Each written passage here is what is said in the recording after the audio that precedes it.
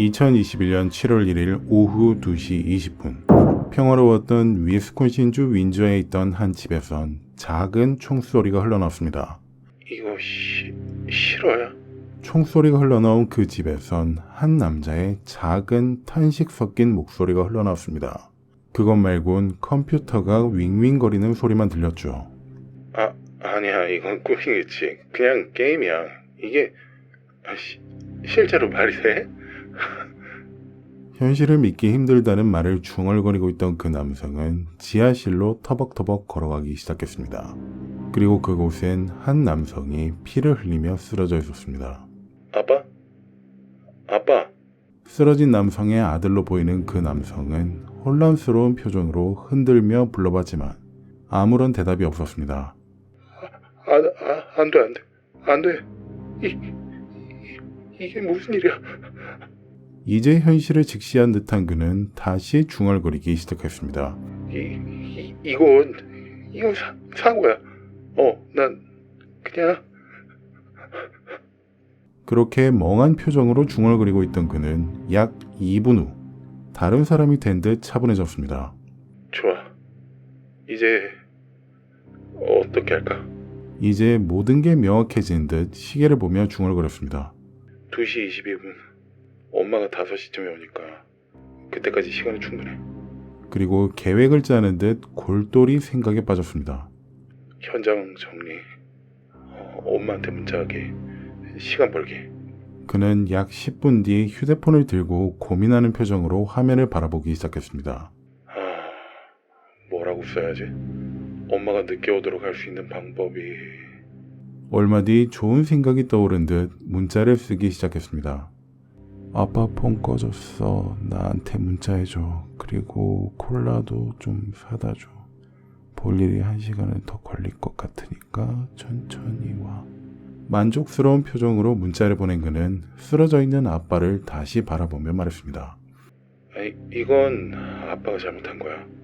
이내 멍한 표정으로 바뀐 그는 계속해서 중얼거렸습니다. 아빠가 날 몰아붙이지 않았다면 이런 일은 없었을 거야. 선택의 여지 없었다고. 자기 잘못이 아니라는 것처럼 말을 쏟아낸 그는 잠시 뒤 또 시신을 향해 말을 꺼냈습니다. 난 피해자라고. 내가 뭘 잘못했어? 대학교 중퇴한 거? 스페이스X에 입사했다고 거짓말한 거? 그게 죽을 죄냐고. 갑자기 분노하며 소리 지르는 듯 얘기한 그는 이내 다시 침착하게 말했습니다. 형은 성공하고 난 실패하고 다들 날 루저로 만들려고 작정했지. 이건 공평하지 않았어. 그렇게 그는 온갖 울분을 쏟아내기도 하며 울기도 하며 감정의 소용돌이에 휩싸인 듯 약 1시간 반 동안 그 지하실에 있었습니다. 그리고 오후 4시. 그런데 어떻게 처리하지? 그는 CSI와 크리미널 마인드와 같은 범죄 드라마들을 떠올리기 시작했습니다. 그래. 먼저 지문이랑 DNA부터 없애야지. 그리고 시체는... 그렇게 드라마에서 봤던 내용들을 떠올리며 증거 은폐를 시작한 지 약 1시간이 지난 오후 5시. 집 밖에서 차 소리가 들려왔습니다. 반사적으로 원만하는 걸 느낀 그는 부랴부랴 정리를 시작했고 곧 문이 열리는 소리가 들려왔습니다. 챈들러, 골라서 왔어. 잘 다녀왔니? 엄마의 목소리를 듣고 마치 평범한 일상으로 다시 돌아온 것처럼 착각에 빠진 챈들러는 지하실에서 올라와 거실로 향했습니다. 엄마, 챈들러 잘 다녀왔어? 아빠는? 챈들러가 망설이며 쭈뼛거리기 시작하며 얘기했습니다. 엄마, 아빠가... 그는 엄마가 지하실로 가면 안 된다는 생각으로 어떻게 말해야 할지 망설이고 있던 중 궁금해하는 표정을 짓고 있던 엄마에게 말했습니다. 생각과는 정반대로 말이죠. 지하실에 계세요. 그 얘기를 들은 엄마는 지하실로 향했고 챈들러도 뒤따라갔습니다. 여보? 그녀가 지하실로 내려가자 바닥에 피를 흘리며 쓰러져 있는 남편이 눈에 들어왔습니다. 챈들러, 빨리 구급차 불러. 이 얘기를 듣게 된 챈들러는 전혀 움직일 생각이 없는 듯 가만히 서서 혼란에 빠진 엄마를 쳐다보기만 했습니다. 엄마, 챈들러, 빨리 쿨리를 신고해. 그리고 그때 엄마는 챈들러의 손에 들려있는 물체를 봤습니다. 챈들러, 뭐 하고 있는 거야? 이제 끝났어, 엄마.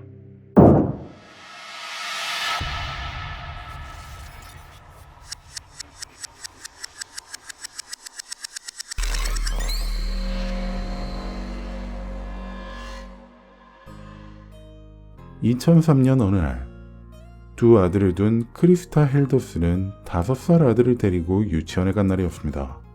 안녕하세요, 어머님. 오셨네요. 어머, 이 아이인가요? 네, 선생님. 인사드려야지, 챈들러. 안녕하세요, 선생님. 너무 귀엽다. 이름이 어떻게 되니? 챈들러 마이클 헬더슨이에요. 이날은 크리스타가 둘째 아들인 챈들러를 유치원에 등록하기 위해 데려간 날이었습니다. 그리고 선생님과 간단한 상담 중 그녀는 아들에 대해 이렇게 설명했습니다. 챈들러는 정말 특별한 아이예요. 형인 미첼보다 애교도 더 많고 항상 사람들한테 관심을 받고 싶어 하죠. 이렇게 자신에 대해 설명하고 있는 엄마를 보고 있던 챈들러는 기분이 몹시 좋았습니다. 평소 아빠가 회계일로 바쁠 때 엄마는 항상 집에서 자신과 형을 돌봐줬기 때문이었죠. 그렇다고 아빠가 일 때문에 가족을 아예 수월히 하는 건 아니었습니다. 어느 날 챈들러가 아빠인 바트 헬더슨이 일하는 서재로 가서 컴퓨터에 처음으로 관심을 갖고 만지고 있을 때였습니다. 아빠, 이거 어떻게 해? 챈들러가 컴퓨터에 관심이 있나 보구나. 이리 와보렴. 아빠가 가르쳐주마. 그때 바트는 아들을 자신의 다리 위로 들어올려 앉혀놓고 같이 마우스를 잡고 움직이는 법을 알려줬습니다. 그리고 이때부터 챈들러는 컴퓨터를 다루는 게 재미있다고 느끼기 시작하였죠. 그래서 컴퓨터 덕분에 항상 기분이 좋았고 아빠가 퇴근해서 돌아오면 가장 먼저 현관까지 뛰어나가 맞이하였습니다.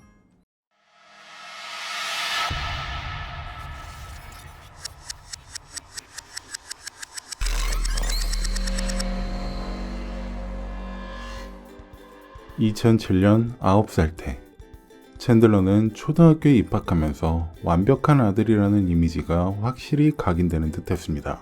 학교에서 숙제도 어렵지 않게 해갔고 친구들과도 원활하게 잘 지냈습니다.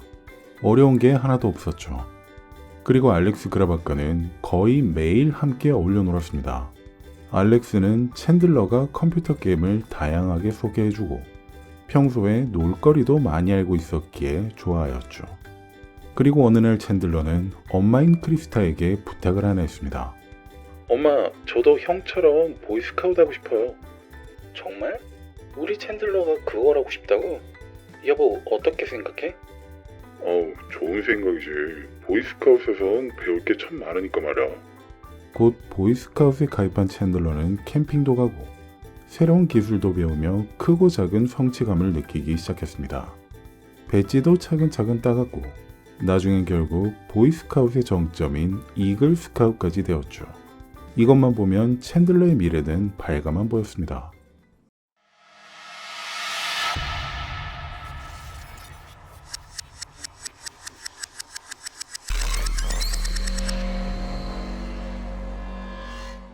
(2012년) 14살 때 챈들러는 중학교에 올라가면서 뭔가 달라지기 시작했습니다. 아들, 요즘 방에만 있네. 친구들이랑은 안 놀아? 게임이 재밌어서요. 조금만 더 하려고요. 너무 오래 하면 눈 나빠진다고 했잖아. 이때부터 챈들러는 게임에 점점 더 빠져들기 시작했고 현실보다 게임 속 세상이 훨씬 더 좋아진 듯 보였습니다. 거기선 원한다면 세상을 구하는 영웅이 될 수도 있었고 실패하더라도 다시 시작할 수 있었으니까요. 그리고 14살이 된 어느 날 밤 그는 사소했지만 처음으로 거짓말이라는 걸 했습니다. 아빠인 바트가 물었습니다. 챈들러, 숙제 다 했니? 네, 다 했어요. 사실 이때 챈들러는 숙제의 절반조차 안 한 상태였습니다. 하지만 아빠가 실망한 모습을 보고 싶지 않았기에 거짓말을 했고 나중에 하면 되겠다는 생각을 했죠. 그리고 며칠 뒤 형인 미첼이 컴퓨터 게임을 하고 있던 동생의 방에 들어와 걱정스러운 말투로 물었습니다. 야, 너 요즘 좀 이상해. 예전엔 밖에 나가서 노는 거 엄청 좋아했잖아. 아니, 그게 아니라 그냥 게임이 재밌어서 그런 거야. 적당히 해라. 엄마 아빠가 걱정하시잖아. 당시 한 살형인 미첼 헬더스는 IT 쪽에 두각을 보이고 있었고 부모님뿐만 아니라 알고 있던 모든 사람들은 그를 자랑스러워하고 있었습니다. 하지만 챈들러는 아무리 노력해도 형의 발끝에도 미치지 못하자 아예 포기하고 가상현실에 빠져가는 것처럼 보였습니다.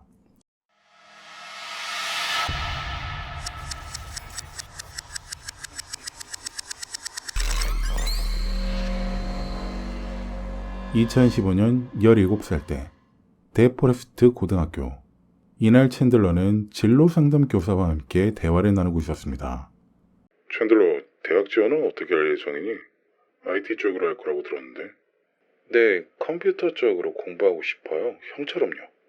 실제로 챈들러는 어렸을 때부터 컴퓨터를 좋아했고 계속 형처럼 IT 분야에서 성공하고 싶어 했죠. 게임은 마음의 안식을 주는 도구일 뿐이었으니까요. 그리고 그날 오후 가장 친한 친구인 알렉스와 함께 집으로 가는 중이었습니다. 야, 대학 가면 뭐 할 거야? 컴퓨터 공학? 게임 만드는 것도 재밌을 것 같고. 야, 너 게임 진짜 잘하잖아. 그쪽으로 가면 진짜 잘할 것 같은데? 친구인 알렉스는 챈들러가 그때까지 특별한 문제도 없고 성격도 따뜻하다고 생각하여 항상 좋은 친구로 대했습니다. 그리고 몇 개월 뒤 챈들러의 졸업식에 찾아온 바트와 크리스타는 진심 어린 말을 건넸습니다. 축하한다, 챈들러. 이제 정말 어른이구나. 우리 챈들러가 이렇게 컸네. 대학 가서도 정말 잘할 거야. 그렇지? 네, 열심히 할게요. 걱정 마세요. 챈들러의 말에선 진심이 느껴졌습니다. 정말 대학에 가서 열심히 하고 싶었고 형처럼 부모님을 자랑스럽게 하고 싶다는 마음이 잘 드러났죠. 그리고 곧이어 열린 이글 스카우트 수여식에서 챈들러가 대표로 단상 위에 올라갔습니다. 챈들러 힐더스는 우리 연대에서 가장 성실한 대원 중 하나였습니다. 이글 스카웃이 되기까지의 여정을 포기하지 않고 끝까지 있는 것을 축하합니다. 그곳에 참석한 모든 사람들은 챈들러를 향해 박수갈채를 보내왔고 친한 친구들은 환호성을 보내기까지 했습니다. 그래서 이때 그는 큰 성취감으로 인해 정말 뿌듯한 생각을 하였죠.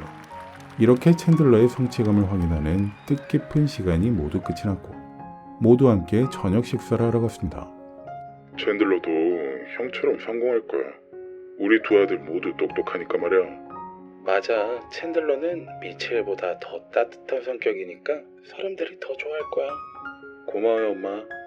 이때까지 챈들러는 정말 좋은 아들이었습니다.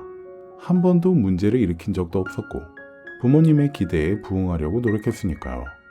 하지만 이게 그의 인생 중 최고점이라는 건 아무도 모르고 있었습니다.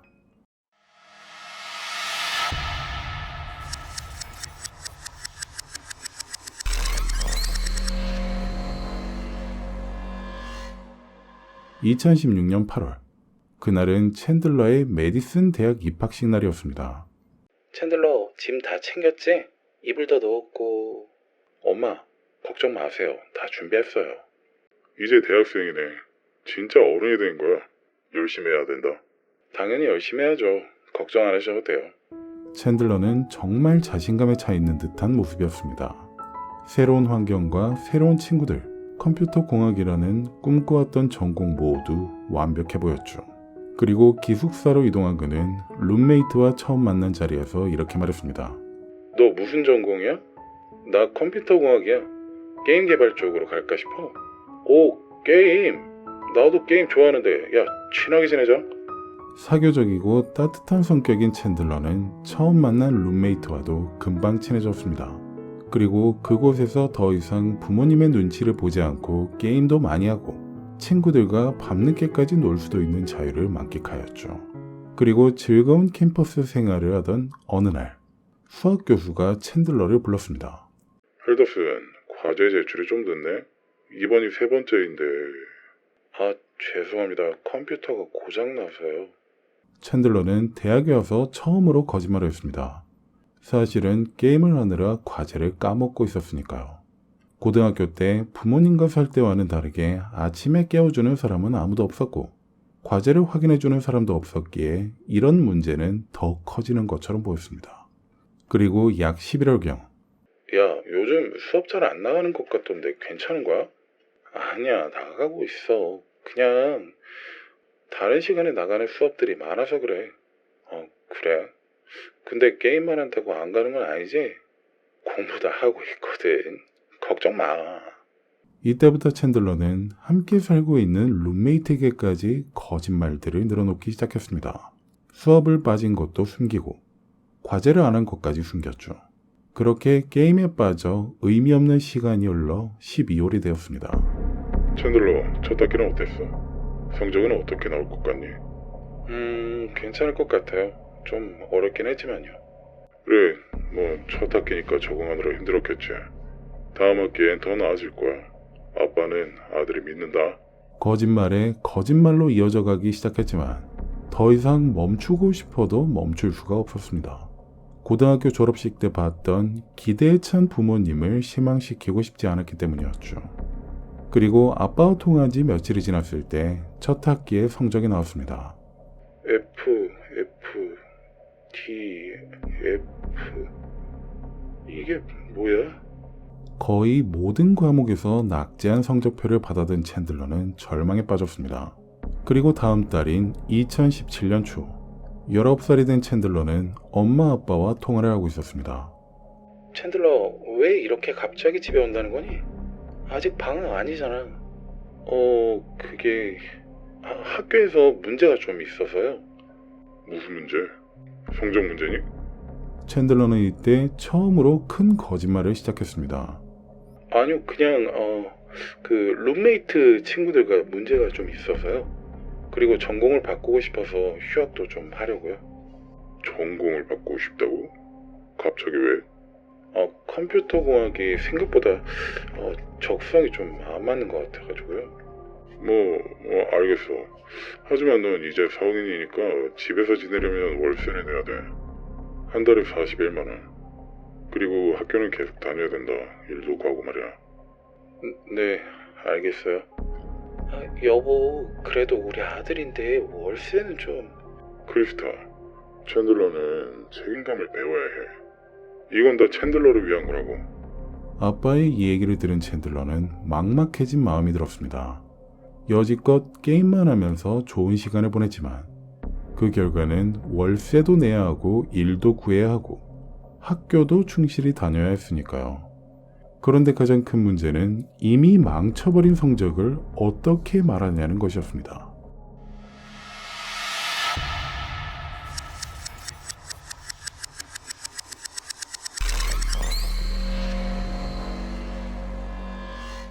(2017년 2월) 19살일 때 챈들러는 집에서 통학을 하면서 대학을 다니기 위해 대학 상담사를 찾았습니다. 할더슨 씨, 지난 학기 성적이 좋지 않네요. 지금부턴 조금 더 집중해서 공부하셔야겠어요. 네, 이제부턴 정말 열심히 하려고요. 집에서 통학을 시작한 챈들러를 위해 아빠는 매일 아들의 스케줄을 확인했고 엄마는 계속 걱정을 했습니다. 부모님 모두 일과 학업을 병행해야 하는 아들이 걱정되어서였죠. 챈들러, 알바는 구했어? 아직요. 계속 찾고 있어요. 빨리 구해야지. 월세는 언제 내려고 그래? 사실 챈들러는 이때까지 일자리를 찾으려 노력조차 하지 않았습니다. 이력서를 쓰는 것도 귀찮았고 면접 보는 것도 무서웠기 때문이었죠.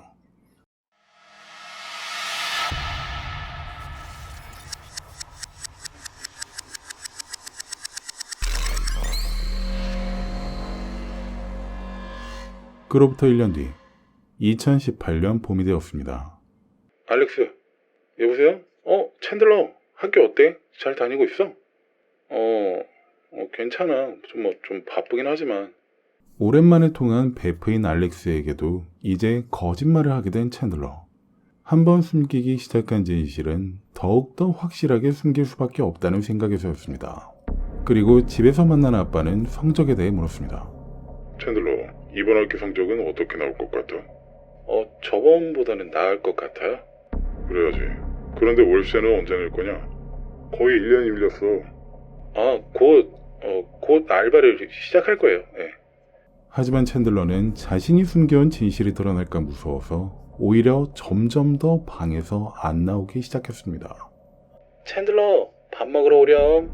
아, 잠깐만요. 중요한 미팅 중이에요. 사실 그는 이때 온라인 게임을 하고 있는 중이었습니다. 게임 속에선 레벨도 올리고 친구들도 많이 사귀고 성공하는데 현실보다 큰 노력이 필요하지 않았기 때문이었습니다. 야, 챈들러, 요즘 좀 이상해. 맨날 방에서 나오지도 않고. 아니야. 온라인으로 공부하는 거야. 요즘 다 이렇게 해. 그래도 너무 안 나오잖아. 엄마 아빠도 걱정하고 있어.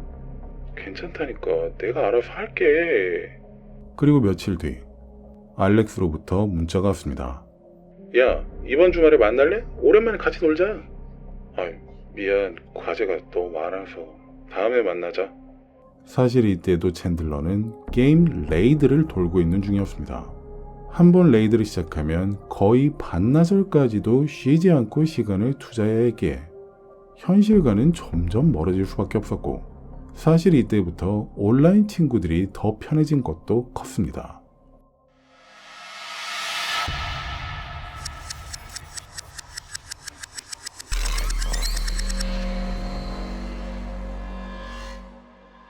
(2020년) 22살일 때, 이때는 코로나 때문에 모든 모임이 금지되었고 학교 강의도 마찬가지였습니다.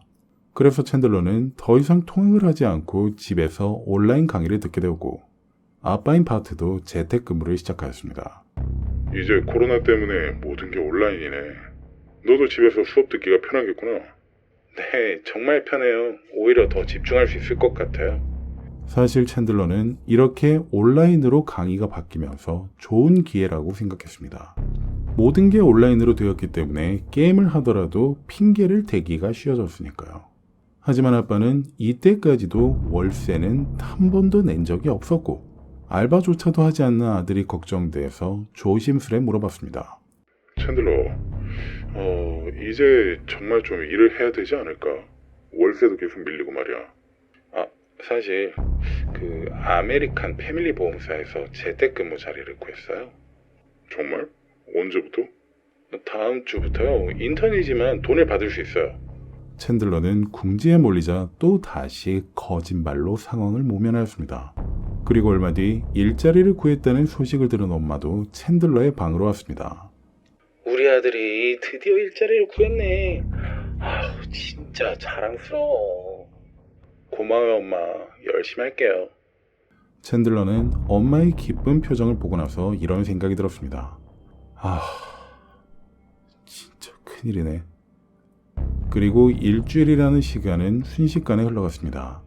챈들러는 첫 출근하는 날 아침에 가족들과 함께 식사를 했습니다. 첫 출근이네. 긴장되지? 조금요. 하지만 열심히 할게요. 우리 챈들러 화이팅! 이렇게 아침 식사를 마친 그는 곧바로 방에 들어가서 문을 잠궜고 평소에 계속해오던 온라인 게임을 켰습니다. 기대에 찬 엄마 아빠의 얼굴을 외면한 채로 말이죠. 그리고 그로부터 2달이라는 시간이 또 순식간에 흘러갔습니다. 자신의 방으로 출근을 한 아들에게 바트가 찾아갔습니다. 챈들러, 일한 지 벌써 2달이 됐는데 월세는 언제 낼 거야? 그게 급여 시스템에 문제가 있어서요. 무슨 문제? 저를 알바 직원으로 잘못 등록을 했대요. 월급 체계를 바꾸는데 시간이 좀 걸린다고 하더라고요. 기업 회계사로 약 30년 동안 일해온 바트는 이렇게 말하는 아들의 말을 쉽게 믿을 수가 없었습니다. 그래서 회사와 주고받은 이메일을 보여달라고 하였죠. 게다가 2달 동안 돈도 못 받고 일하고 있는 아들이 안쓰럽고 대신 항의를 해줄 생각도 컸습니다. 하지만 이 모든 게 거짓말이었던 챈들러는 발등에 불이 떨어진 상황이 되었습니다. 그래서 평소 컴퓨터를 잘 다루던 그는 머리를 쥐어짜기 시작했고 결국 가짜 이메일 계정을 여러 개 만들어냈습니다. 인사 담당자, 매니저 등 그들과 주고받는 이메일을 만들어서 아빠인 바트에게 보여주었죠. 아빠, 이거 보세요. 인사팀에서 온 이메일이에요. 어디 보자. 급여 시스템 오류를 인한 지연이라. 언제까지 해결된다는 거야? 다음 달까지는 확실히 해결될 거라고 했어요. 챈들러는 계속해서 어떤 상황이 닥치면 그걸 모면하기 위해서 거짓말을 지어냈고 이번에도 역시 그런 식으로 위기에서 벗어난 뒤 다시 온라인 게임의 세계로 돌아갔습니다. 그 시간은 너무도 행복했고 또 한 달이라는 시간이 후딱 지나갔습니다. 바트의 입장에선 아들이 계속 돈을 못 받는다는 사실에 그 회사에 짜증이 나기 시작했습니다. 이번에도 급여를 못 주겠다고 했어? 이번에도 계좌 정보가 좀 틀렸다고 하네요. 제가 실수한 것 같아요. 뭘 실수? 계좌번호 한 자리를 그쪽에서 잘못 적었대요. 다시 등록하는데 시간이 좀 걸린다고 하더라고요.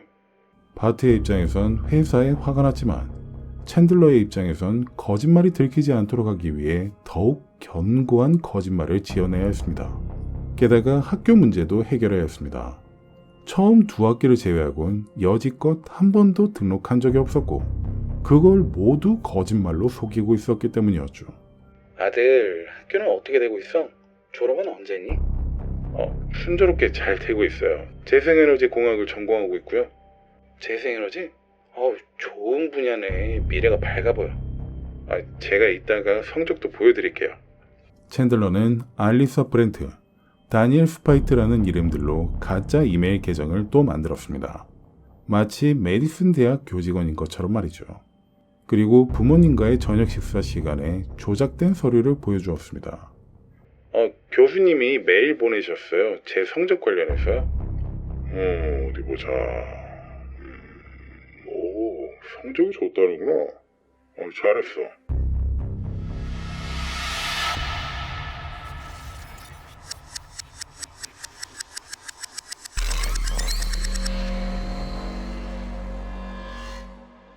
(2021년) 봄 23살이 돼 챈들러가 보험회사에 취직했다고 얘기한 지 4달째가 된 날이었습니다.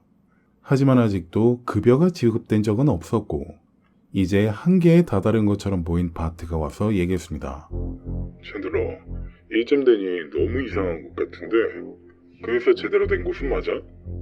회사에서 4개월째 월급을 안 준다는 게 말이 돼? 아빠, 사실은 돈이 너무 많아가지고 은행에서 의심을 한대요. 뭐? 밀린 급여가 워낙 많아가지고 은행에서 사기를 의심한다고. 추가 서류가 필요하대요. 얘기를 듣고 상당히 의심스러운 표정을 짓고 있던 바트는 조금은 더 기다려주겠다는 듯 조용히 방을 나갔습니다. 그리고 얼마 뒤 여자친구인 캣의 집에 놀러간 날이었습니다. 차즈, 요즘 정말 바쁜가 보네. 뭘 그렇게 많이 하는 거야? 메디슨 경찰국에서 스쿠버 다이빙 자원봉사를 하고 있어. 스쿠버 다이빙? 언제 배웠어? 예전에 배웠었어. 수중 구조 작업을 도와주는 거야. 고등학교 때 수영 선수로도 활동했던 챈들러였기 때문에 캣은 믿을 수밖에 없었습니다. 물론 이건 거짓말이었고 메디슨 경찰국에는 스쿠버 팀도 없었습니다. 그리고 이 얘기를 전해 듣게 된 캣의 어머니인 둘체 멜린더가 칭찬했습니다. 어머, 너 경찰국에서 자원봉사를 한다고 들었는데 정말 대단하네. 네. 지역사회에 기여하고 싶어서요. 위스콘신 DNR에서도 하고 있어요. 우리 캣이 좋은 남친을 만났구나. 참고로 위스콘신 DNR은 한국의 환경부, 해양수산부, 산림청 같은 부서들을 합쳐놓은 부서로서 야생동물이나 수산물, 환경조사 등을 담당하고 있는 곳입니다. 그래서 그곳에서도 잠수가 필요한 일이 생기면 도와준다고 캣에게 말했던 것이었죠. 물론 위스콘신 DNR에도 스쿠버 팀은 없었습니다.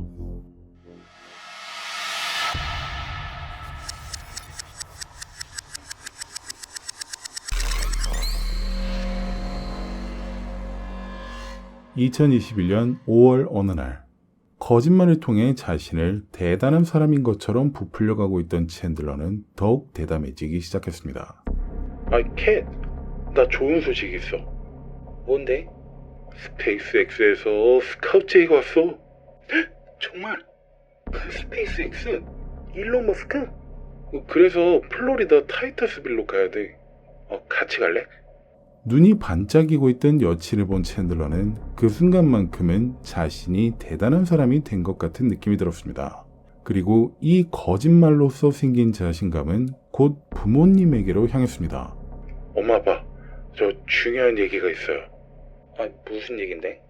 스페이스X에서 저를 채용하겠다고 연락이 왔어요. 스페이스X? 정말이냐? 네. 플로리다로 이사 가야 되긴 하지만 진짜 좋은 기회예요. 우리 챈들러가 스페이스X에 너무 자랑스러워. 정말 대단해. 그동안 힘들었을 텐데 결국 해냈구나. 챈들러는 부모님이 드디어 자신을 보면서 웃어주는 걸 보니 너무 행복한 마음이 들었습니다. 하지만 동시에 큰 죄책감까지 밀려왔죠. 그래서 이 거짓말을 지키기 위해 철저한 계획을 짜기 시작했습니다.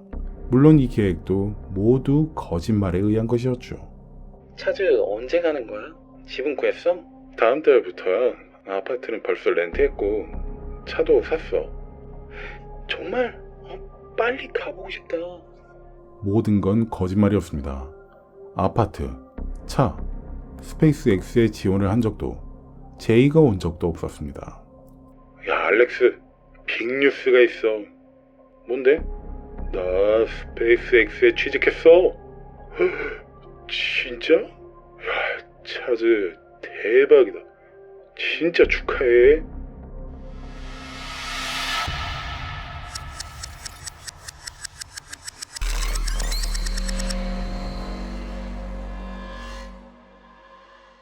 (2021년 6월) 23살이 돼 이제 얼마 뒤면 플로리다로 출발해야 하는 날이 되었습니다.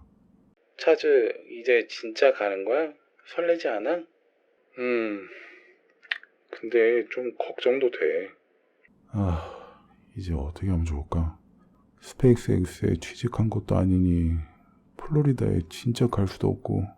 그리고 며칠 뒤 챈들러는 집 계단에서 실수로 발을 헛디뎌서 1층까지 굴러떨어졌고 병원에 가게 된 일이 있었습니다. 경미한 내진탕이네요. 며칠 쉬시면 괜찮을 거예요. 저 혹시 목 보호대는 얼마나 착용해야 될까요? 꼭 필요하진 않지만 불편하시면 며칠 착용하셔도 됩니다. 챈들러는 이 말을 듣고 자신의 부상을 이용하기로 마음먹었습니다. 그래서 사람들에겐 이걸 과장해서 얘기했죠. 먼저 저녁 식사 때 가족이 모인 자리에서 목 보호대를 찬 상태로 얘기했습니다. 의사가 뇌출혈이 있을 수도 있다고 얘기했어요. 뭐? 그럼 수술해야 되는 거야? 아직 지켜봐야 한대요. 그리고 척추도 손상됐을 수도 있대요. 이렇게 식사를 마친 챈들러는 이제 캐스에게 전화하여 이 안타까운 소식을 알렸습니다.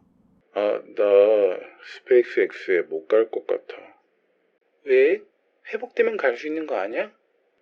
비행기를 타지 말해. 뇌압 때문에 위험하다고.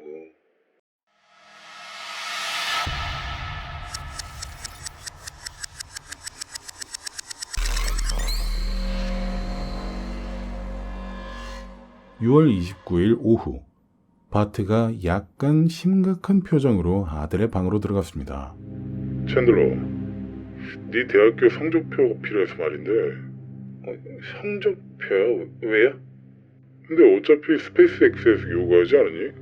아마 졸업증명서도 필요했을 텐데. 근데 시간이 좀 걸릴 텐데요. 아빠가 직접 학교에 전화해서 빨리 처리해달라고 해줄게. 아니에요. 제가 하면 돼요. 네. 아니다. 빨리 처리되도록 내가 도와주마.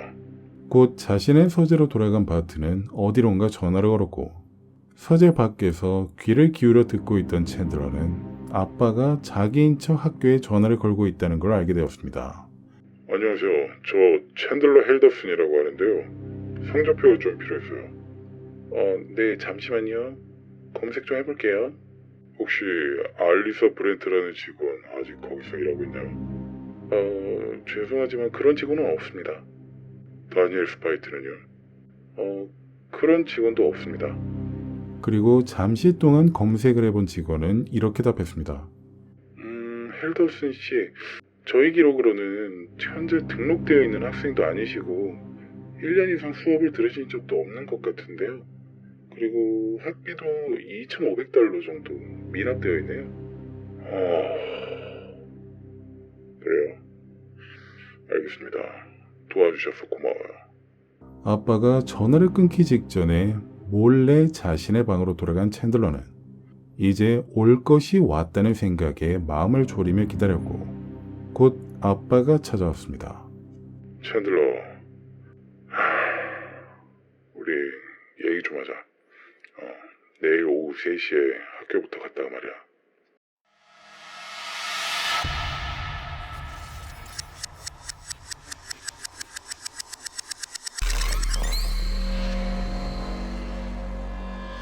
(2021년 7월 1일) 어제 그런 일이 있었지만 온라인 게임에서의 약속은 어길 수 없었기에 밤새 게임을 하고 늦잠을 자고 문자 소리에 잠에서 깬 챈들러는 휴대폰을 봤습니다. 오후 2시 10분에 왔네. 아빠는 준비됐으니 언제든 출발하자. 챈들러는 이 문자를 읽는 순간 모든 게 현실이 아니라는 느낌이 들었습니다. 마치 게임 속에 있는 것 같이 느껴졌죠. 그렇게 멍하게 10분간 있다가 문득 집이 조용하다는 걸 느꼈습니다. 밖으로 나가보니 아빠는 서재에서 일하고 있었고 엄마는 출근 중이라는 걸 알게 되었습니다. 그리고 무의식적으로 자기 방에 있던 소총을 쳐다봤습니다.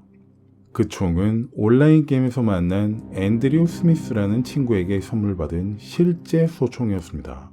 앤드류는 미군 출신이었는데 챈들러와 한번 만났을 때 갖고 있던 쓰지 않는 소총을 선물로 줬던 것이었죠.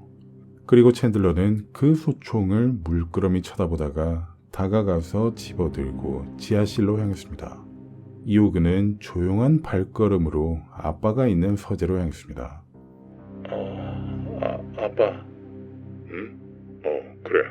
준비됐으면 가자. 잠시 얘기 좀 해도 될까요? 그래. 얘기해라. 지하실에서 잠시 얘기를 좀 해도 될까요? 갑자기 지하실로 가자는 얘기를 듣고 약간 의아했지만 무슨 말이라도 듣고 싶었던 바트는 함께 지하실로 향했습니다. 이제 진실을 말할 준비가 된 거야? 아빠, 사실 제가 선물을 하나 준비했어요. 뜬금없이 선물을 준비했다는 얘기를 들은 바트는 약간 어이없다는 웃음을 지었지만 어쨌든 그 마음만큼은 기특했습니다. 이제 제대로 마음을 고쳐먹었다는 뜻이기도 했으니까요. 그러니 잠깐 뒤돌아서서 계시겠어요? 고개를 끄덕인 바트는 뒤로 돌았고 챈들러는 조용히 구석에 숨겨놨던 소총을 꺼내들었습니다. 그리고 아빠의 등을 향해 총을 쐈습니다. 멍하니 있다가 혼란에 빠진 듯한 챈들러는 계속 혼자서 중얼거리기 시작하였고 얼마 뒤 정신을 차린 듯 폰을 들고 엄마에게 문자를 보냈습니다. 엄마, 아빠랑 학교에 왔는데 아빠 폰 배터리가 나갔어. 그러니까 나한테 연락하고 집에 올 때 콜라 좀 사다 줘. 볼 일이 1시간은 더 길어질 것 같다. 그리고 약 3시간 뒤인 오후 5시 12분 엄마인 크리스타가 집에 돌아왔습니다. 챈들러, 아빠는 콜라 사왔어. 얼마 뒤 지하실로 들어온 크리스타는 남편이 피를 흘리며 쓰러져 죽어있는 걸 보고 911에 신고하라고 외쳤지만 뒤에 서 있던 챈들러는 아빠를 쐈던 총으로 엄마까지 쏴버렸습니다.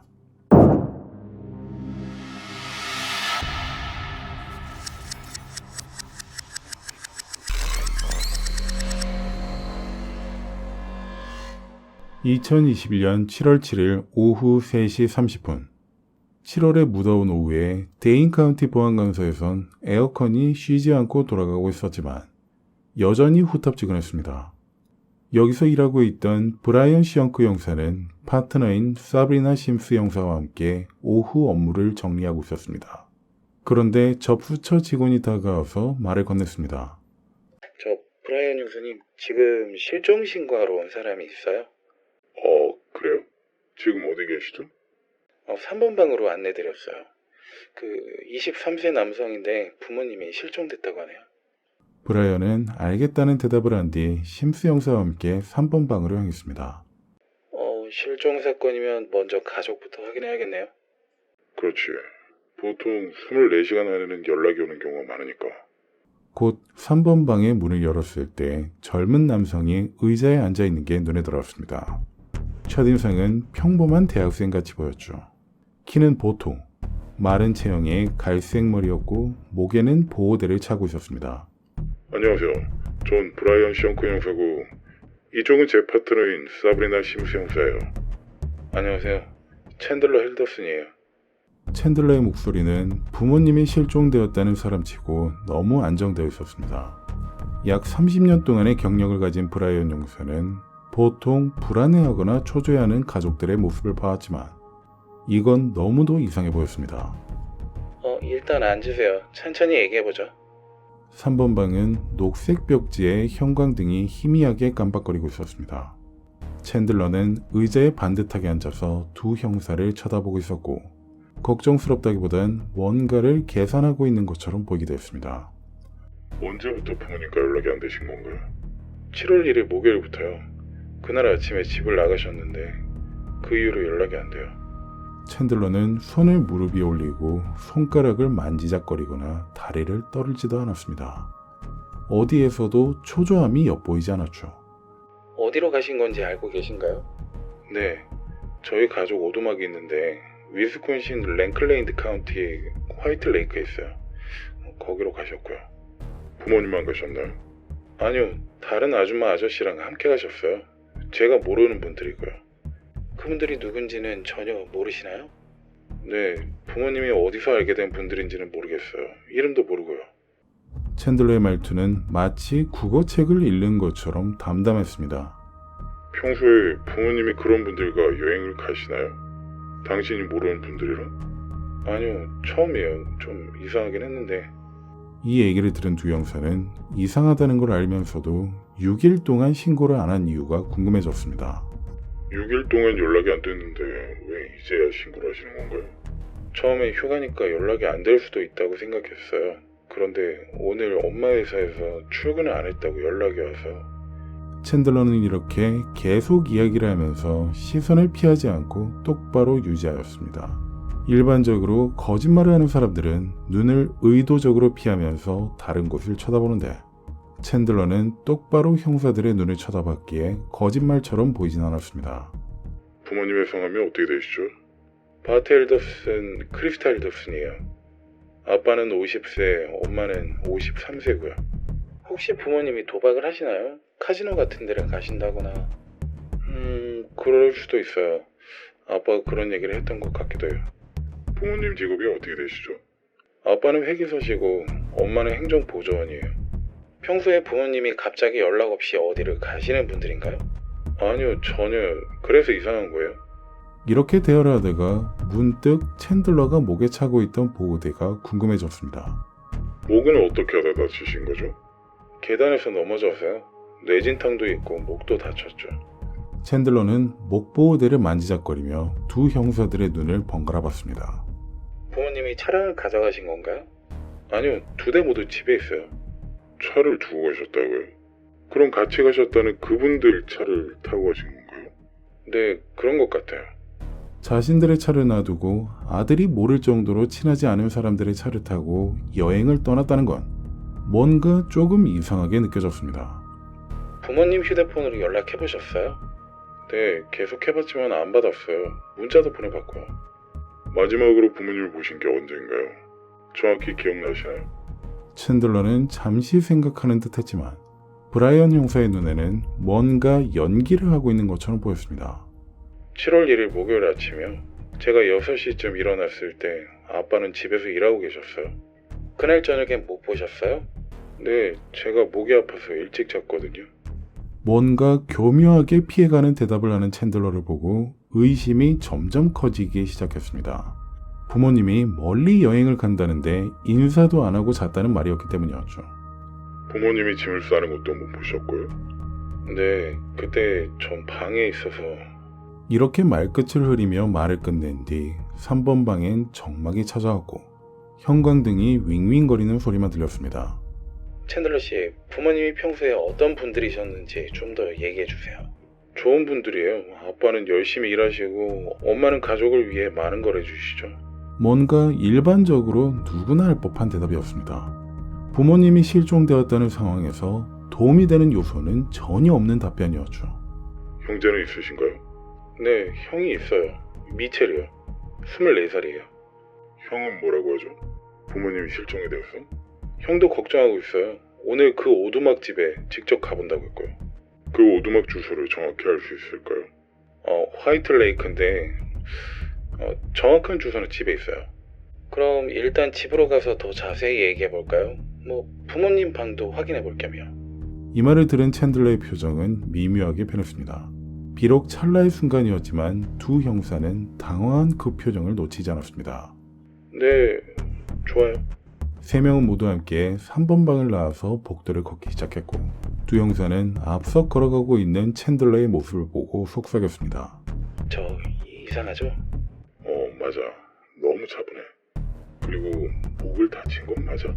챈들러는 목보호대 때문인지 고개를 똑바로 세우고 걸었지만 걸음걸이는 다친 사람 같지 않게 매우 정상적이고 자연스럽게 걸었습니다. 그리고 주차장으로 나간 용사들은 챈들러가 끌고 온 차를 훑어봤습니다. 만약 부모님을 찾으러 여기저기 다닌 거라면 조금 지저분할 거라 생각했지만 방금 전에 세차를 한 것처럼 깨끗했기 때문이었죠. 이 차로 부모님을 찾으러 다니신 건가요? 네, 오두막 쪽도 가봤고요. 가보셨어요? 언제요? 어제, 아니 그저께요. 이렇게 간단하고 확실한 대답이 불확실하게 나오자 또 의심이 커져갔습니다.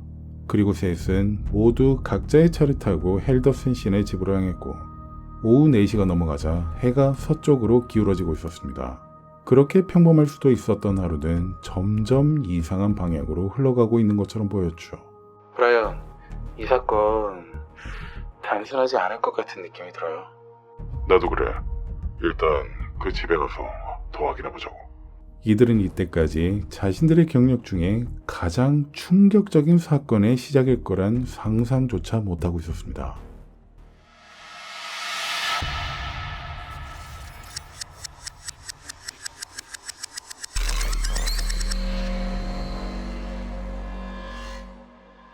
(2021년 7월 7일) 오후 6시에 윈저는 전형적인 중산층 교외 지역이었습니다. 잘 정돈된 잔디밭과 깔끔한 2층 주택들이 줄지어 서 있었죠. 헬더슨 씨의 집은 베이지색 사이딩에 갈색 지붕을 한 평범한 집이었습니다. 앞마당엔 장미꽃이 예쁘게 피어 있었고 차고 문이 열려 있어서 안이 들여다 보였습니다. 차 2대가 다 있네요. 집엔 검은색 SUV와 은색 세단이 나란히 주차되어 있었습니다. 둘 다 깨끗했고 장거리 여행을 다녀온 흔적은 없어 보였죠. 대체 왜 모르는 사람 차를 타고 간 걸까요? 챈들러는 곧 현관문을 열고 들어갔고 둘은 곧바로 따라 들어갔습니다.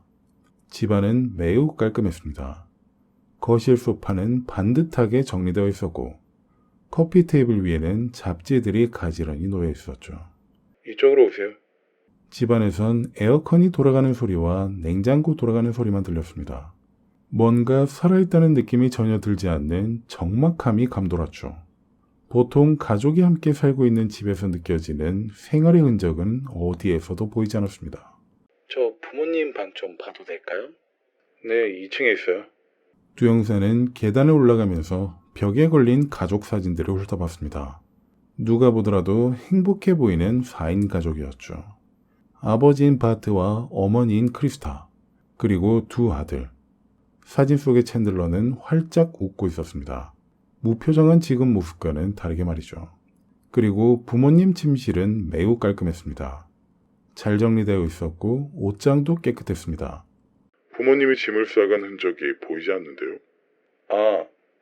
아빠가 워낙 정리를 잘하셔서요. 이 얘기를 들은 브라이언 형사는 옷장을 열어봤고 그러자 그곳을 꽉 채우고 있는 옷들이 눈에 들어왔습니다. 여행용 가방이나 캐리어도 그대로 있었죠. 이 가방들로 짐을 싸서 가신 게 아닌가 보네요. 작은 가방에 간단히 싸가신 것 같아요. 이들은 다시 1층으로 내려와서 거실을 다시 살펴보기 시작했습니다. 그리고 챈들러는 이제 형사들의 뒤를 따라다니며 설명했습니다. 아빠는 공구들을 가져가셨어요. 오두막을 수리하신다고 하면서. 어떤 공구들이죠? 드릴이랑 톱이랑 정확히는 모르겠어요. 이번에 이들은 지하실로 내려갔습니다. 그곳엔 공구함이 있었는데 비어있는 자리들이 보여서 심수 형사가 물었습니다. 정말 몇 개가 빠져있네요. 그런데 이건 좀 이상하게 느껴졌습니다. 자신의 차량도 아니고 아들이 모를 정도로 친하지도 않은 사람들의 차를 타고 가는 여행에 오두막 수리를 위한 공구까지 챙긴 것이었으니까요. 이어서 이들은 주방으로 가서 냉장고를 확인했습니다. 그곳엔 식재료들이 그대로 있었습니다. 우유도 상하지 않았고 야채들까지 신선했죠. 부모님이 며칠 여행을 간다고 하셨는데 냉장고 음식들은 어떻게 하려고 하신 걸까요? 그냥 두고 가셨나봐요. 부모님 휴대폰 번호 좀 알려주실래요? 제가 직접 한번 걸어볼게요. 챈들러는 즉시 번호를 알려줬고 전화를 걸었을 때 폰들은 모두 꺼져 있었습니다. 언제부터 꺼져 있었죠? 금요일부터였던 것 같아요. 이들은 거실에 앉아서 더 자세한 이야기를 나누기 시작했습니다. 챈들러는 소파 끝에 앉았고 두 형사는 맞은편에 앉았죠. 7월 1일 그날을 좀 더 자세히 얘기해 주세요. 아침부터 차근차근요. 6시쯤에 일어났어요. 아빠는 이미 일어나서 서재에서 일하고 계셨고 아버지와 얘기는 나누셨나요? 간단히 안녕하세요 정도? 그 후에는요? 저는 방에서 좀 쉬고 있었어요. 목이 아파서요. 부모님이 여행 간다는 얘기는 언제 들으신 거죠? 챈들러는 잠시 멈추더니 눈만 깜빡거렸습니다. 저녁 먹을 때였던 것 같아요. 저녁 먹을 때요? 아까는 그날 저녁에 못 봤다고 하셨잖아요. 챈들러는 목이 아파서 일찍 잠들었다고 얘기한 게 생각난 듯 당황한 표정을 지었습니다. 저녁 준비할 때 잠깐 나왔었어요. 그때 들었던 것 같아요. 이렇게 이야기가 계속 바뀌는 건 좋지 않은 신호였습니다. 그럼 부모님이 언제 출발하셨죠? 직접 보셨나요? 아니요, 전 방에 있어서. 차 소리도 못 들으셨고요? 목이 아파서 약 먹고 일찍 잤거든요. 브라이언 용사는 창밖을 봤고 이웃집들이 가까이 있다는 걸 알 수 있었습니다. 이렇게 조용한 동네에서 자정에 차가 오갔다면 소리를 들었을 것으로 생각했죠. 이웃분들과는 친하신가요? 그냥 인사 정도? 이웃분들이 부모님이 나가시는 걸 봤을 수도 있겠네요. 그럴 수도 있겠죠. 이렇게 얘기가 진행되고 있던 중 심수 형사의 휴대폰이 울렸습니다. 그리고 다른 방으로 가서 통화를 끝내고 온 심수 형사는 브라이언 형사를 보고 말했습니다. 브라이언, 잠깐 나가서 얘기 좀 해요. 곧 밖으로 나간 둘은 저녁 6시가 넘어서 해가 넘어가고 있는 하늘 아래에 섰습니다. 어머니인 크리스타의 직장에서 전화가 왔는데요. 그녀가 7월 2일 금요일부터 출근을 안 했다고 하네요. 그럼 7월 1일 목요일이 마지막으로 목격된 거군. 그리고 무단 결근을 한 번도 한 적이 없다고요. 심각한 상황이라고 확신한 브라이언 용사는 다시 집으로 들어갔습니다. 챈들러는 여전히 소파에 앉아 있었고 스마트폰을 만지작거리고 있었습니다. 챈들러 씨, 혹시 부모님과 마지막으로 나눈 대화가 뭐였는지 기억하시나요? 특별한 건 없었던 것 같아요. 평소와 다른 점이 있었다던가 걱정하는 게 있었다던가. 없었어요. 평소와 똑같았어요. 더 이상 질문을 하지 말라는 듯 완벽한 대답을 내어놓았습니다. 그래서 이제 더 이상 챈들러와는 대화할 게 없다고 생각하고 그를 중심으로 가까운 지인들을 만나보기로 결정했습니다. 그리고 헬더슨 씨의 집 주변의 모든 CCTV 영상을 수집하였습니다.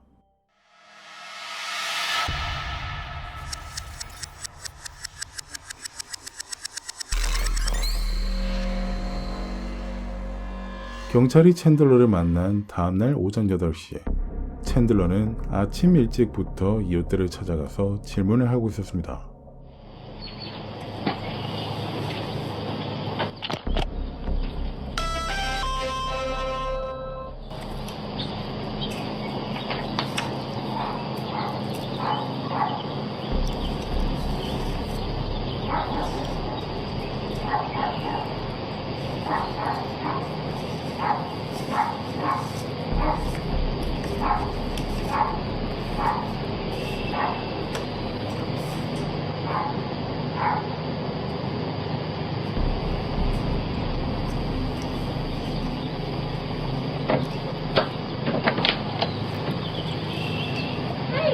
Hi, my name is Chandler Halderson. I live just down the road.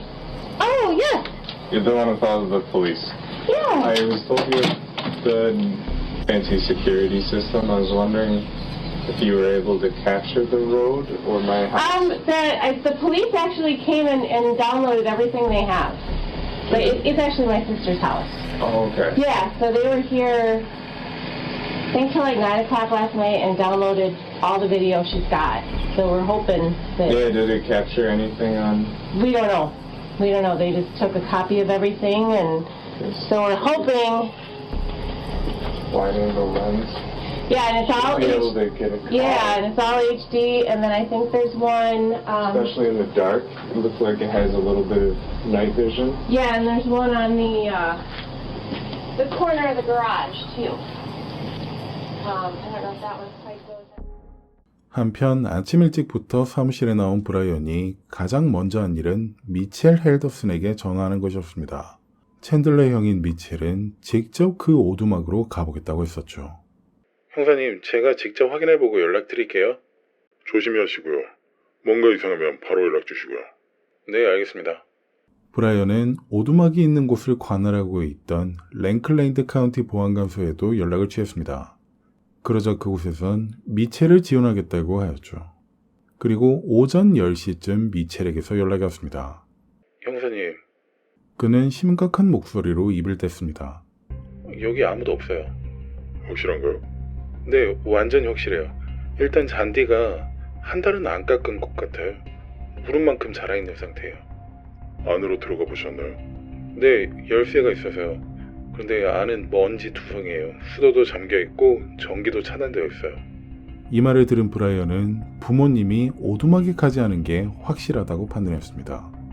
최근에 온 흔적이 전혀 없다는 말씀이시죠? 네, 전혀요. 현관 앞에 지난달 우편물들도 쌓여 있어요. 그리고 몇 시간 뒤 그 오두막으로 지원을 나갔던 랭클랜드 보안관서 경관과도 통화를 했습니다. 형사님, 확인해봤는데 최근에 사용한 흔적이 전혀 없습니다.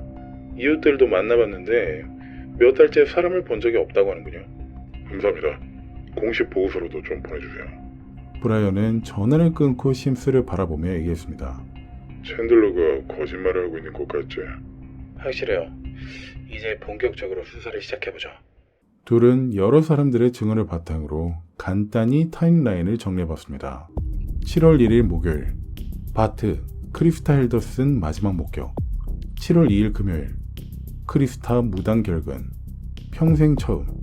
7월 3일에서 6일, 가족과 친구들 연락 실패. 7월 7일, 둘째 아들인 챈들러가 실종 신고. 7월 8일, 오두막에 방문 흔적이 없음을 확인. 이제 패턴이 보이네요. 7월 1일에 어떤 일이 생긴 거겠군. 둘은 이렇게 회의를 하고 있던 중 보안관서로 한 신고가 들어왔다며 접수처 직원이 찾아왔습니다. 브라이언 형수님, 그 코티지 그로브에서 이상한 신고가 들어왔어요. 어떤 신고? 7월 5일에 젊은 남자가 농장 근처에서 수상한 행동을 했었다는 제보예요. 수상한 행동이라니? 차를 후진으로 몰고 들어와서 그 숲 쪽에서 뭔가를 하고 갔다고 해요. 그걸 직접 본 사람이 제보한 거예요.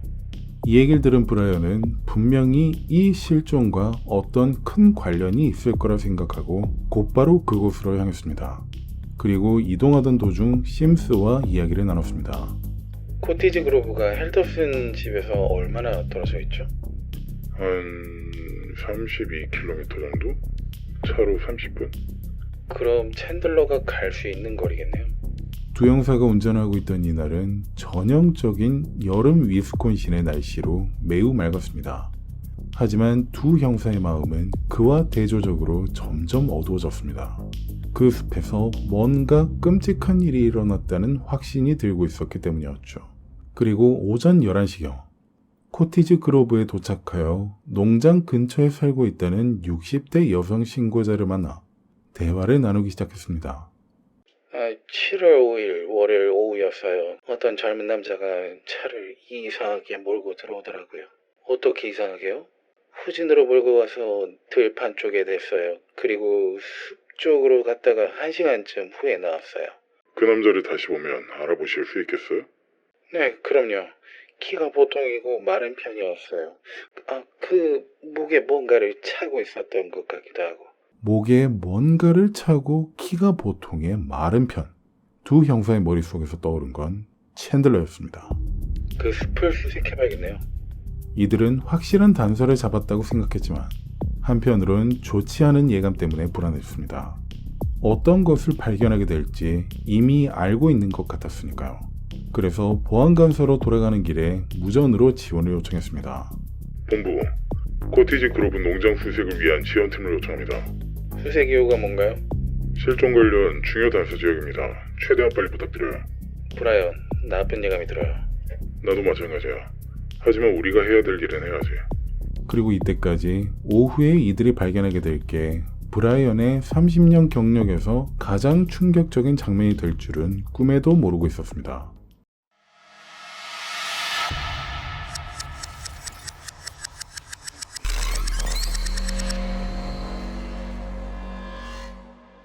(2021년 7월 8일) 오전 12시 보안관서에서 수색 준비를 마치고 다시 돌아온 두 형사는 심각한 표정의 농장 주인인 크레센트 엘사이를 마주하였습니다. 60대 중반의 이 여성은 평생 이 지역에서 살았고 조금이라도 이상한 일이 생기면 상당히 예민하게 반응하는 타입이었죠. 형사님들, 그날 정말 이상했어요. 이들은 그녀의 집 앞마당에서 대화를 나누고 있었습니다. 뒤로는 넓은 농장이 펼쳐져 있었고 남쪽 끝에는 울창한 숲이 보였죠. 정확히 몇 시쯤이었나요? 오후 5시 반쯤이었어요. 저녁 준비를 하려고 부엌에 있었는데 차 소리가 나더라고요. 평소에도 이쪽으로 자주 차량이 오나요? 아니요, 전혀요. 여기는 막다른 길이거든요. 그래서 더 이상하게 생각했죠. 크레센트는 손으로 어딘가를 가리켰고 둘은 그쪽을 바라봤습니다. 그리고 확실히 일반 차량이 올 이유가 없는 곳이라는 걸 알게 되었죠. 젊은 남자였어요. 차를 후진으로 몰고 와서 저기 들판 쪽에 댔어요. 후진으로요? 왜 후진으로 왔을까요? 그게 이상했던 거예요. 보통 사람들은 그냥 앞으로 들어오잖아요. 그 남자를 자세히 보셨나요? 네, 키는 보통이고 마른 편이었어요. 근데 목에 뭔가 하얀 걸 차고 있었어요. 아까 만났던 여성과 동일한 증언이었습니다. 챈들러가 분명해 보였죠. 그리고 이상한 건 그 사람이 숲에서 나올 때 들어갈 때랑 모습이 좀 달라졌었어요. 어떻게요? 들어갈 땐 평범했는데 나올 때는 뭔가 좀 지쳐 보였어요. 옷도 좀 더러워진 것 같았고. 숲에 얼마나 오래 있었죠? 글쎄요, 1시간 반 정도? 계속 지켜봤거든요. 이상해서요. 곧 두 형사는 크레센트와 함께 문제의 숲으로 걸어갔습니다.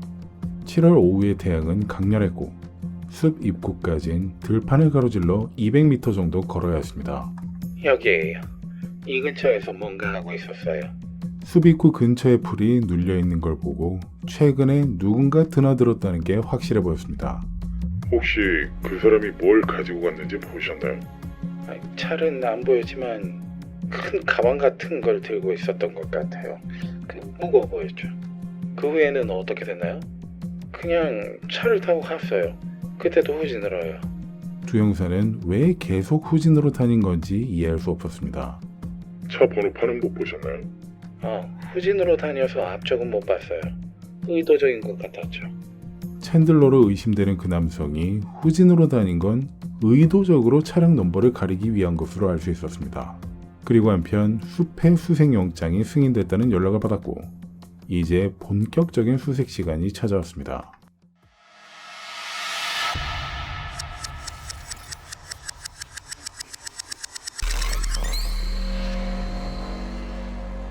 (2021년 7월 8일) 오후 2시 이들은 먼저 현장 포렌식 팀과 함께 숲 수색을 시작했습니다. 여름 오후의 숲은 모기들로 윙윙거리고 습하고 무더웠습니다. 수색하기엔 최악의 환경이었죠. 형사님, 이쪽으로 와보세요. 수색을 시작한 지 30분 정도 지났을 때 한 포렌식 수사관이 특이한 점을 발견했습니다. 여기 풀이 이상하게 눌려있네요. 그 자리는 무언가 큰 작업을 한 것처럼 일정 부분에 풀이 눌려 있었습니다. 그리고 일부는 완전히 시들어 있었습니다. 브라이언, 여기서 이상한 냄새가 나요. 그쪽으로 다가간 브라이언은 역한 냄새를 맡았습니다. 흔히들 죽음의 냄새라고 칭하는 시신이 부패하는 냄새였죠. 조심스럽게 파보자. 그리고 삽질을 시작한 지 10분도 채 안 지났을 때 한 포렌식 수사관이 외쳤습니다. 형사님, 이거 무언가 흰색이 보였습니다. 그리고 곧 그게 뼈라는 걸 알게 되었습니다. 작업을 중단하세요. 이제 정밀 발굴로 전환합니다. 곧바로 이 지역은 폴리스 라인으로 봉쇄되었고 1시간이 지나서 그 안에 묻혀있던 걸 꺼냈을 때 모두 충격에 빠질 수밖에 없었습니다. 인간의 몸통이네요. 성인 남성으로 추정됩니다. 시신은 머리와 팔다리가 절단된 성인 남성의 상체로 보였습니다. 어떻게 이런 일이... 심스도 충격을 받은 듯 말을 잇지 못했고 그럴 만한 게 그녀도 이렇게 잔인한 현장을 직접 마주한 건 처음이었기 때문이었습니다. 등 쪽엔 총상 흔적이 보입니다. 최소 2발 이상이네요. 형사님, 저기 오래된 기름통이 있는데 좀 봐주시죠. 조금 더 깊은 숲속에 녹슨 기름통이 있었는데 뚜껑을 열어보니 범행을 할 때 쓴 것처럼 보이는 도구들이 나왔습니다. 가위와 조경용 전지가위, 부러진 줄톱, 모두 시신 절단에 사용될 수 있는 것들이었습니다. 혈흔 검사를 해봐야겠어요. 이미 채취를 시작했습니다. 육안으로도 혈흔이 관찰됐어요. 이때 무전이 울렸습니다. 본부입니다. 브라이언 형사님 응답하세요. 말씀하세요. 챈들러 헬더슨이 농장에 와 있다네요. 수영장 사용 허가를 받으러 왔다고 하고 있어요. 브라이언은 이게 무슨 일인지 자세히 알 수는 없었지만 일단 그를 잡아놔야 한다는 사실은 명확했기에 곧바로 심스 형사에게 그곳으로 이동하자고 얘기했습니다. 지금 당장이요? 지금 즉시 가서 그 사람을 감시해. 도망가지 못하게.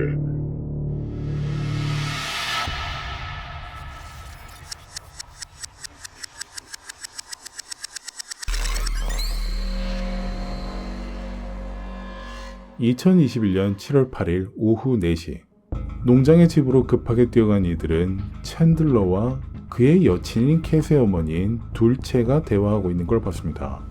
둘체는 이 농장을 크레센트와 파트너 경영을 하고 있었기에 여기 와 있었던 것이었습니다. 형사님들 뭐 필요하신 거라도 있으신가요? 안녕하세요 형사님들. 저 의사가 재활운동을 하라고 해서 수영장을 좀 쓰러 왔는데 이렇게 뵙네요. 챈들러는 여전히 목 보호대를 차고 있었습니다. 하지만 그의 표정에선 긴장감이 느껴졌습니다. 챈들러 씨, 잠깐 얘기 좀 할까요? 네. 부모님 찾으셨나요? 그 전에 몇 가지 확인을 좀 할 게 있어서요. 둘체가 이상하다는 듯 형사들을 쳐다보기 시작했습니다. 챈들러가 뭔가 잘못했나요? 아직은 확인 중에 있습니다. 형사들은 곧 챈들러를 경찰차로 안내했습니다. 그는 저항하지는 않았지만 손을 미세하게 떨고 있다는 걸 알 수 있었죠. 저한테 왜 이러시는 거죠? 저는 피해자인데요. 일단 서로 가서 얘기합시다. 이렇게 경찰차로 이송되던 챈들러는 계속 혼자서 중얼거렸습니다. 이해할 수 없어요. 제가 뭘 잘못했다는 건가요? 하지만 그의 목소리에선 진짜 당황보다는 약간 계산된 느낌이 들었습니다.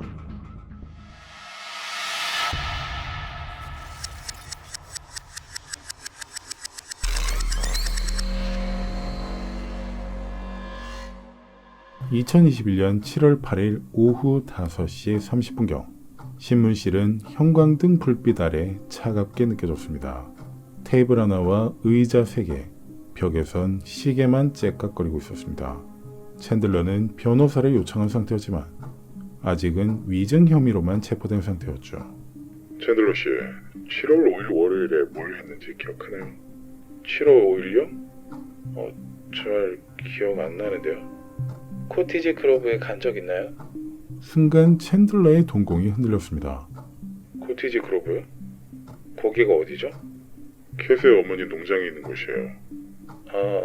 네, 가끔 가죠. 캣 만나러요. 7월 5일에도 갔나요? 갔을 수도 있죠. 뭐 정확한 기억은... 왜 후진으로 차를 몰고 들어간 거죠? 이 질문에 챈들러는 당황한 기색을 드러냈습니다. 눈을 크게 뜨고 쳐다보면서 말이죠. 후진이요? 전 그런 적 없는데요. 목격자가 있어요. 당신이 후진으로 들판에 차를 대고 숲으로 간 걸 봤어요. 그건 착각이에요. 전 그런 적 없어요. 숲에서 뭘 하셨죠? 숲에 간 적 없다니까요. 이건 명백한 거짓말이라는 게 너무 티가 났습니다. 챈들러 씨, 저희가 숲에서 뭘 발견했을까요? 챈들러는 침을 삼키는 듯 목젖이 위아래로 움직였습니다. 모르겠어요. 인간의 시신을 발견했습니다. 그 순간 신문실안은 시계 소리만 째깍째깍하고 들려왔습니다. 시신이요? 성인 남성이에요. 총상을 입고 시신이 훼손되어 있었죠. 챈들러의 얼굴은 창백해지기 시작했습니다. 그게 저와 무슨 상관인데요? 당신이 그 숲에 갔잖아요. 증거가 있어요? 이건 일반적인 반응이 아니었습니다. 무고한 사람이었다면 가장 먼저 나오는 반응은 끔찍하다 또는 누구로 밝혀졌나요? 같은 반응이었을 테니까요. 챈들러 씨, 변호사와 얘기하고 싶다고 하셨죠? 네, 변호사요. 이렇게 변호사가 도착하면서 면담이 중단되었지만 이미 증거는 충분해 보였습니다.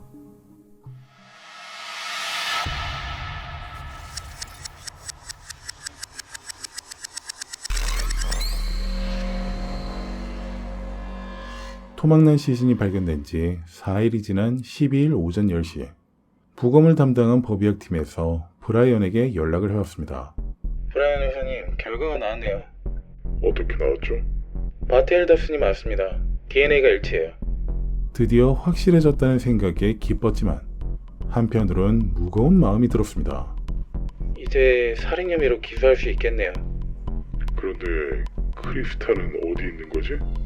얼마 뒤 이 소식을 듣게 된 데인 카운티 보안관 켈빈 바렛은 기자회견을 열었습니다. 발견된 시신이 바트 헬더슨으로 확인되었습니다. 아들 챈들러 헨더슨을 1급 살인 혐의로 기소할 예정입니다. 크리스타 헬더슨의 행방은 확인됐나요? 아직 수색 중입니다. 살아있기를 희망하고 있습니다. 하지만 기자회견장에 함께 참석한 브라이언 용사는 느끼고 있었습니다. 크리스타도 희망적이지 않다는 사실을 말이죠.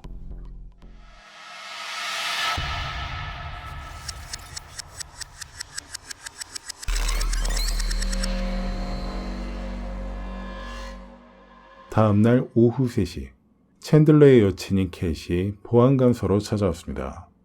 20대 초반의 금발 여성인 그녀는 눈이 빨갛게 부어 있었습니다. 형사님들, 정말 챈들러가 그런 짓을 한 거예요? 아직 수사 중이에요. 하지만 도움이 필요해요. 뭐든지 도와드릴게요.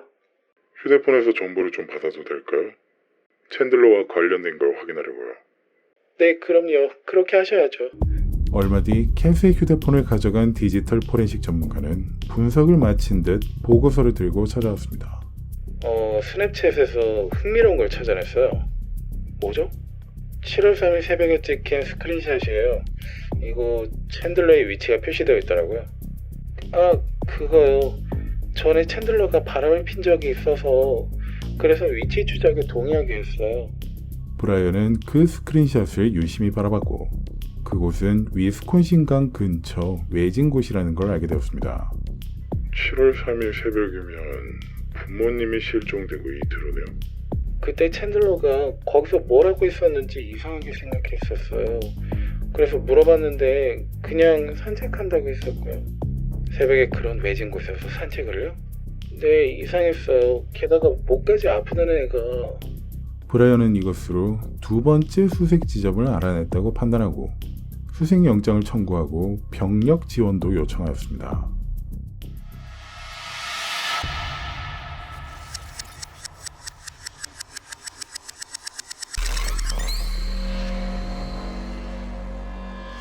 (2021년 7월 14일) 오전 7시에 다음날 해가 밝자마자 두 형사는 수색 병력과 함께 위스콘신 강 근처를 수색하고 있는 중이었습니다. 이른 아침 강변은 안개가 자욱하게 끼어 있었죠. 형사님, 이쪽에 뭔가 있습니다. 브라이언이 거기로 갔을 때 보인 건 인간의 다리 두 개였습니다. 무릎 아래 부분뿐이네요. 크리스타일까요?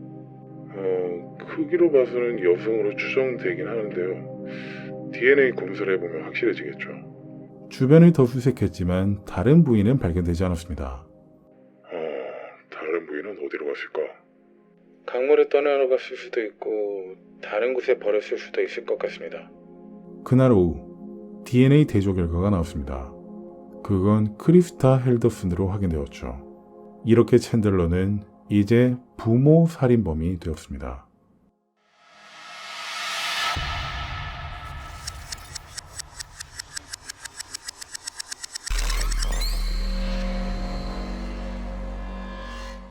(2021년 8월부터 12월) 증거 수집. 경찰은 크리스타의 다리를 발견한 뒤 몇 달 동안 증거 수집에 매달렸습니다. 그리고 그중 가장 놀라운 발견은 챈들러의 이메일 조작이었죠. 형사님, 이것 좀 보세요. 그 IP 주소를 추적해봤는데요. 컴퓨터 화면에는 수십 개의 가짜 G메일 계정들이 보였습니다. 알리서 브렌트, 다니엘 스파이트, 톰 셀스닝 모두 챈들러가 만든 가짜 계정들이에요. 모든 IP가 헬더슨 집에서 나온 거네요. 한편 메디슨 대학에서 온 오마르 조브의 증언도 결정적이었습니다. 6월 29일에 바트 씨가 전화했을 때 챈들러가 1년 넘게 수업을 안 들었다고 말씀드렸었어요. 학비가 $2,500가 미납 중이라는 것도 말씀드렸었고요. 그때 바트 씨 반응이 어땠죠? 알겠습니다 라고 하셨는데 목소리가 실망스러우면서도 화가 난 것 같아 보였어요.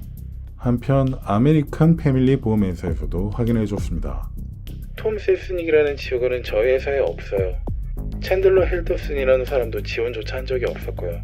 그리고 7월 1일에 헬더슨 씨네 집에서 이상한 걸 목격했다는 증언도 결정적이었습니다. 7월 1일 저녁에 헬더슨 씨네 집 창문에서 깜빡거리는 불빛이 보였었어요. 보통 겨울이 되면 난로를 필 때 보이는 불빛이라 이상하다고 생각했었죠. 그래서 브라이언과 심슨은 그 집의 난로를 정밀 수색하였고 그곳에서는 크고 작은 사람의 뼈 조각을 발견할 수가 있었습니다. 그 숫자는 총 200개 이상이었습니다. 게다가 그 집의 지하실에선 충격적인 범행 현장이 드러났습니다. 원래는 깨끗했기에 알 수 없었지만 정밀 수색을 위해 루미노를 뿌리고 불을 껐을 때 모두 밝혀졌죠. 그 집 바닥에선 대량의 혈흔이 발견되었고 그건 모두 바트와 크리스타의 것으로 확인되었습니다. 지하실에서 부모님을 모두 범행했다는 증거였죠.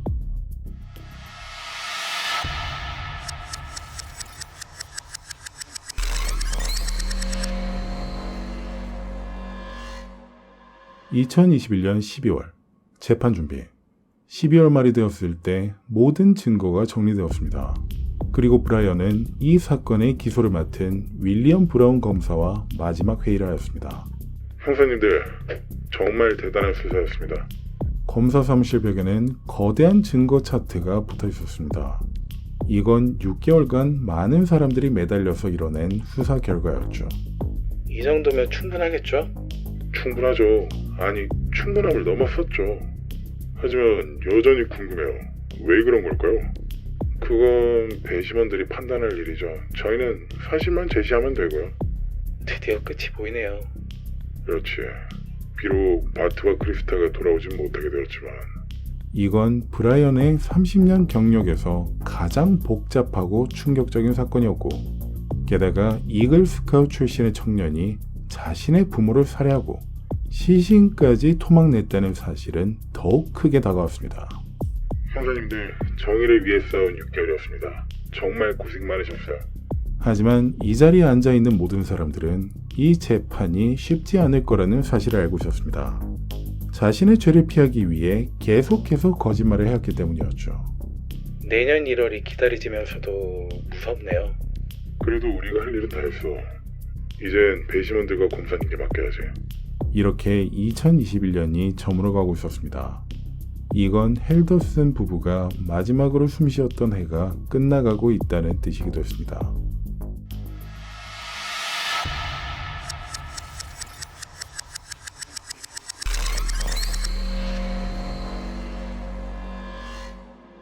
(1급) 고의살인 2건, 시신훼손 2건, 시신은닉 2건, 위증 2건이라는 총 8개의 혐의로 기소된 챈들러는 이후 2022년 1월 4일 화요일 오전 9시에 열린 재판에 피고로 출석하였습니다.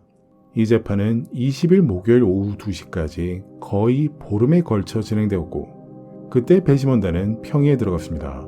그리고 모든 사람들은 판결까지 최소한 하루는 걸리지 않을까 하고 예상했지만 고작 2시간 만에 판결을 갖고 다시 법정으로 돌아왔습니다.